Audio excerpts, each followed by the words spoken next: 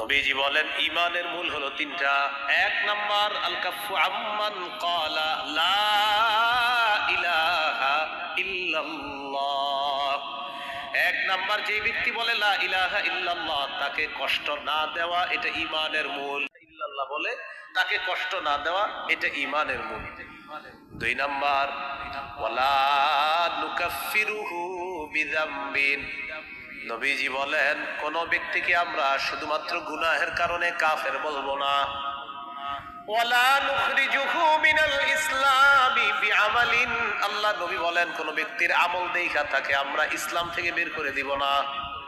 এক ব্যক্তি একটা কাজ করছে, শিরিক করে নাই, বেদাত কুফরি ইত্যাদি করে নাই, এমনি একটা কিছু করছে, তো আমি বলে ফেললাম তুই তো মুসলমানে না, তুই মুসলমান থেকে খারেজ, বাইরে, এরকম আর এতটুকু বলা যায় ভাই আপনার এই কাজটা ঠিক হয় না, এইগুলা কাফেরদের কাজ, কিন্তু সে কাফের এরকম বলবে না। এই কাজগুলা কাফেরদের কাজ, এগুলা কাফের বলবেন কিনা এটা ফতুয়া বিভাগ থেকে মুফতি সাহেবরা বলবে, আপনি বললেন না।